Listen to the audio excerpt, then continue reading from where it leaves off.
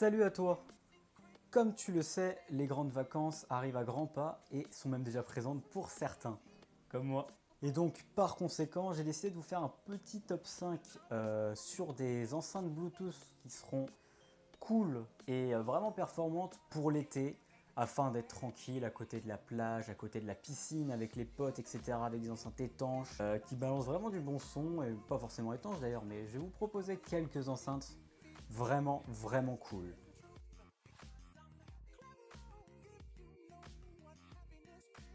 On débute tout de suite ce top 5 avec la UE-Roll 2. Alors cette UE-Roll, qu'est-ce qu'on peut en dire? Bah écoutez, c'est une enceinte avec un design plutôt réussi. On aime ou on n'aime pas, mais je le trouve vraiment réussi.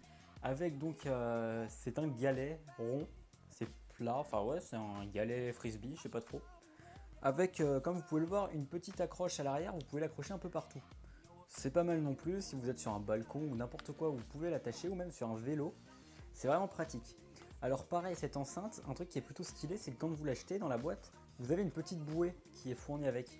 Vous la posez et dans l'eau, en fait dans la piscine, l'enceinte est posée sur la bouée et elle flotte tranquillement.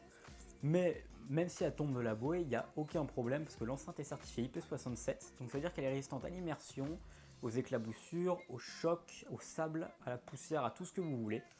Et donc, pour garantir cette étanchéité et autres, on a un cache ici qui abrite un câble micro USB ainsi que une prise mini jack en 3.5 afin de relier les appareils que vous voulez, etc. Donc, pour l'été idéal, l'enceinte en plus a baissé depuis la sortie de la Wonderboom. Elle est passée à 60 €, donc c'est vraiment un très bon compromis. Vous allez vous amuser avec, le son est vraiment très puissant, même s'il manque un peu de basse. Donc en quatrième position de ce top, on va retrouver une enceinte de chez JBL, qui est la Flip 3. Alors malheureusement je ne l'ai pas sous la main, mais je peux vous en parler un petit peu parce que j'ai eu l'occasion de la tester il y a quelques mois de cela. Je vous mets d'ailleurs le lien de la vidéo juste là. Donc la JBL Flip 3, c'est une enceinte avec un design cylindrique qui est assez joli, qui est recouvert de tissu un peu comme une UE-Boom 2, avec un soft touch assez sympathique aussi autour, et des boomers sur le côté qui servent à amplifier un petit peu l'effet des basses, à les rendre un peu plus résonantes. D'ailleurs j'appelle ça boomer, mais ce sont des radiateurs passifs en fait, et non des boomers, c'est un terme de chez JBL. Donc cette JBL Flip 3 elle est bien, parce que déjà elle a beaucoup de puissance, même si elle en a moins que d'autres, pour son prix qui est maintenant d'environ 79-80 €, sur Amazon en tout cas on la trouve à ce prix là. La puissance est vraiment au rendez-vous, on a des basses qui sont plus que performantes pour ce prix là. On ne peut presque pas demander mieux pour en tout cas cette gamme de prix. Elle est clairement là pour concurrencer les rolls, même les booms, mais la boom c'est autre chose parce que le son n'est pas le même, on en reparlera un peu plus tard, petit spoil. Donc cette Flip 3, oui, elle a une très bonne puissance, mais l'un de ses soucis c'est que le son est omnidirectionnel. C'est-à-dire que le son ne se diffuse pas tout autour de l'enceinte en fait. Les haut-parleurs sont devant et le son part uniquement à l'avant. Donc en extérieur c'est très bien, mais du coup on se sent très vite limité au point de vue de la puissance. Et par contre en intérieur aucun souci puisque là l'enceinte a vraiment de la puissance et en plus on peut en appairer plusieurs depuis la dernière mise à jour de la JBL Flip 3. Et avec l'application JBL Connect on peut en appairer 50. 50, ouais c'est ça, on peut en appairer 50 ensemble, ce qui est quand même énorme, et vous imaginez 50 enceintes comme ça ensemble, ça crache. Donc je vous conseille vraiment cette Flip 3 qui a un son excellent, mais qui a un petit souci quand même, c'est que pour l'été elle n'est pas étanche, elle est uniquement résistante aux éclaboussures, et ça c'est dommage. En troisième position, on commence à s'attaquer à du lourd, puisque là, je vous présente la UE-Boom 2. Vous la connaissez cette enceinte, j'en parle très souvent, je fais souvent des comparatifs avec, parce que c'est vraiment c'est mon petit coup de cœur de toujours, c'est vraiment une enceinte qui est super. On a une enceinte donc qui est complètement étanche, comme la Roll, qui est immersible, qui est résistante au choc, à la poussière, au sable, à tout ce que vous voulez.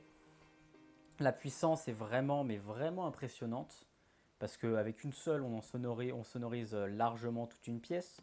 On peut en connecter jusqu'à 100, donc là c'est vraiment pas mal. Le son est très bon, même si lorsqu'on la pousse vraiment à fond, on a un léger manque de grave, mais qui n'est pas super présent. L'enceinte est très bien, l'enceinte est vraiment très bonne, Mais ce que je pourrais lui reprocher, c'est son poids, parce qu'au final, sa taille, elle est vraiment petite, mais au niveau de son poids, elle pèse. On sent que l'enceinte est vraiment bien remplie. Quand on compare avec une Megaboom qui est quand même beaucoup plus grosse, et au porté, même si la Megaboom est plus lourde, on a vraiment l'impression qu'elles font le même poids. Donc, on sait que cette enceinte est résistante et puissante, etc. Mais elle est vraiment lourde. Et ça, c'est quand même un petit défaut. Néanmoins, je n'ai pas trouvé beaucoup de défauts, si ce n'est le manque de grave à partir du haut volume, mais qui peut se corriger très facilement grâce à des égaliseurs sur le téléphone. Et en plus, parce que là, cette enceinte dispose d'une application, et sur cette application, on a un égaliseur 5 bandes. Donc on peut aussi faire des pré-réglages, etc. Donc vraiment une très très très bonne enceinte. On se retrouve maintenant avec la deuxième position de ce top, où je mets donc la Bose Soundlink Revolve, la toute dernière enceinte de chez Bose, et une très bonne enceinte tout simplement, avec un son qui se sort à 360 degrés, un design très premium, en aluminium, etc. C'est une très très bonne héritière de la Soundlink Mini 2 qui était déjà excellente. L'avantage de cette enceinte, c'est qu'elle est étanche aussi, résistante aux éclaboussures et à l'eau, etc. Donc ce qui est très bien. Un inconvénient qui est très très fâcheux, c'est son prix, puisqu'il est entre 230 et 250 euros. Ça fait cher l'enceinte, clairement ça fait très très cher. L'enceinte, pour son prix, pour ses caractéristiques en tout cas, l'enceinte est chère je trouve. Parce qu'on a un son qui est meilleur, mais de pas beaucoup que la Soundlink Mini 2.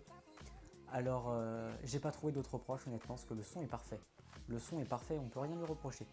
Mais le prix est vraiment beaucoup trop fort par rapport à la qualité de l'enceinte. Si vous voulez vous l'acheter, faites-le, c'est quand même une super enceinte, une superbe affaire. Mais, je le répète encore une fois, elle est un petit peu trop chère. Pour le reste, les graves sont présentes, même un peu trop présentes. On a des aigus du coup qui sont légèrement en retrait, les médiums s'en sortent assez bien aussi. La sortie micro aussi est assez impressionnante pour l'avoir essayé. Le micro, l'interlocuteur vous entend extrêmement bien, donc ça c'est très très intéressant. Donc voilà pour cette enceinte. On se retrouve pour la dernière enceinte de ce top, la numéro 1, et donc j'ai nommé la JBL Charge 3. Donc la JBL Charge 3, c'est l'enceinte moyen haut de gamme de chez JBL, qui est juste en dessous de la JBL Extreme, qui est une enceinte avec un son mais vraiment magnifique, avec des graves extrêmement présentes, des aigus aussi vraiment très très clairs, des médiums magnifiques. L'enceinte a une très très bonne puissance, et voilà quoi, l'enceinte est parfaite. Elle est vraiment parfaite, si ce n'est qu'elle est un peu grosse à transporter, mais ça reste portable encore, donc ça va, c'est pas encore une extrême. Au niveau des caractéristiques, c'est un peu comme la JBL Flip 3, on a les deux boomers qui sont sur le côté, qui sont donc les radiateurs passifs. On a deux haut-parleurs classiques à l'avant, ainsi que deux petits tweeters aussi sur le côté, ce qui permet d'avoir des aigus un petit peu plus clairs. Donc le son est vraiment parfait.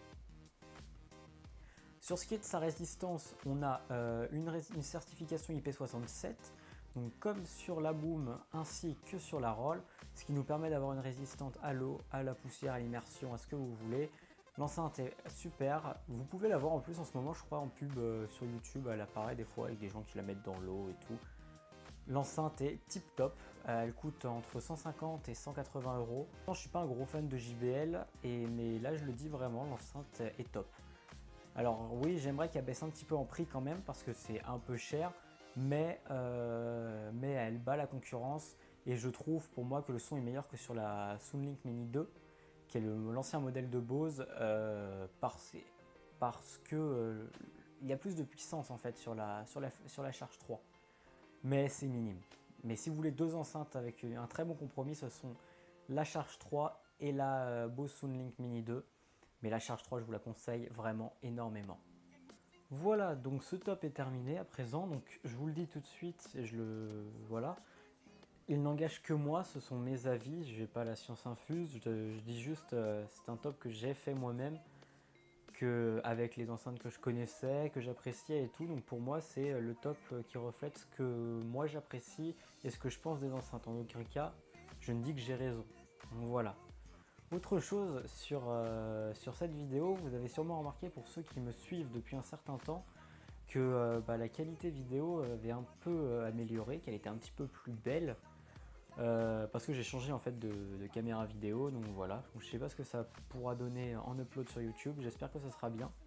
N'hésitez pas à me le dire dans les commentaires. Pareil pour la prise son, je me suis fait un petit micro là, vous le voyez depuis tout à l'heure, je galère avec parce que le câble est super court. J'ai découpé en fait un ancien casque, un des anciens écouteurs d'iPhone que j'utilise maintenant comme micro. Donc j'espère que la prise son sera vraiment bonne et ça me fait un peu un micro-cravate, voilà. Je pourrais vous faire un petit tuto sur comment je l'ai fait, ça peut être quelque chose d'envisageable éventuellement. Enfin voilà. Donc d'ailleurs, si vous avez toutes les enceintes, enfin certaines des enceintes que je vous ai parlé dans les commentaires, n'hésitez pas à me dire ce que vous en pensez de ce que j'ai dit. Je peux me tromper, j'ai pas raison sur tout. N'hésitez pas à me le dire, je prendrai tous les commentaires constructifs et il n'y aura aucun problème. Sur ce, c'était Victor, à la prochaine.